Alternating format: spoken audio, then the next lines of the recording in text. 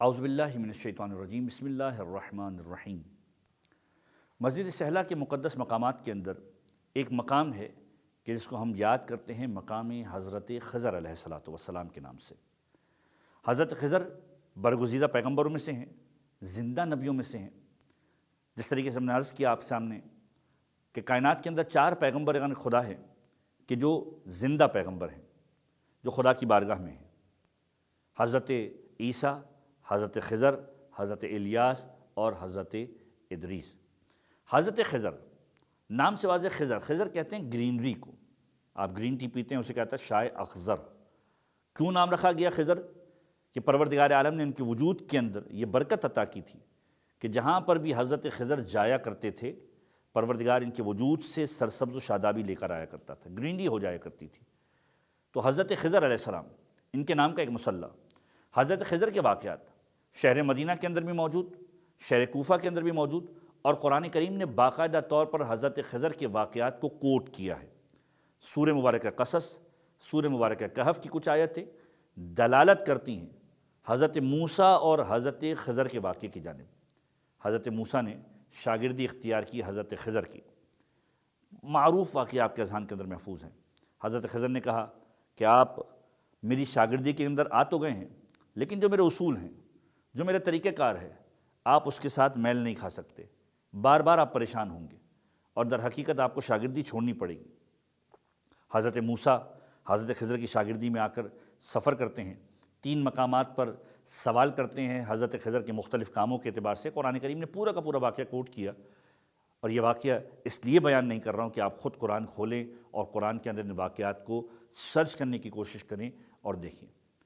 یہاں تک کہ حضرت خضر اور حضرت موسیٰ جدا ہوتے ہیں، اور جب ایک دوسرے سے جدا ہوتے ہیں، اب یہاں پر تاریخ کی کتابوں نے ایک واقعہ لکھا کہ جب جدا ہو رہے تھے، دریا کا کنارہ تھا، کہ ایک مرتبہ موسیٰ نے بھی دیکھا، خضر نے بھی دیکھا کہ ایک پرندہ ہے جو سمندر کے اندر آ کر اپنی چونچ کو مارتا ہے، ایک قطرہ آب کو لیتا ہے اور ان دونوں انبیاء خدا کے سامنے اس پانی کو گراتا ہے۔ ایک مرتبہ موسیٰ نے سوال کیا کہ شاگردی تو ختم ہو چکی، اب میں تم سے جدا ہو رہا ہوں، لیکن ذرا یہ بتلاؤ گے کہ یہ پرندہ کیا کر رہا تھا؟ خضر مسکرائے اور ایک جملہ کہا، یہ پرندہ ایک پیغام دے رہا ہے۔ اور وہ پیغام کیا دے رہا ہے؟ ائمہ تحریم کی روایتوں کے اندر اس طرح کی روایتیں موجود ہیں کہ یہ پیغام دے رہا ہے۔ وہ پیغام کیا ہے؟ کہ یہ پیغام یہ دے رہا ہے کہ میرا علم آل محمد کے مقابلے میں اس قطرے کی مانند ہے جو سمندر کے مقابلے کے اندر ہے۔ حضرت خضر علیہ السلام کا یہ مسلح یہاں پر موجود ہے، ان کی عبادت کی جگہ حضرت خضر کی مقام کی 2 رکعت نماز ہے، اور اس 2 رکعت نماز کے بعد اس مقام کی دعا کی تلاوت کی جائے گی۔ مقام حضرت خضر کی دعا، مختصراً ترجمہ کہ پروردگار میرے گناہوں نے، میری غلطیوں نے میرے چہرے کو آلودہ کر دیا ہے، میں تیرے سامنے سر کو اٹھا نہیں سکتا، تیرے سامنے آواز کو بلند نہیں کر سکتا۔ اے میرے پروردگار، میرے گناہوں کے بعد مجھے لگتا ہے کہ تو میری دعاؤں کو قبول بھی نہیں کرے گا، لیکن اے میرے پروردگار، تجھے واسطہ خود تیری ذات کا، تجھ جیسا کوئی نہیں ہے۔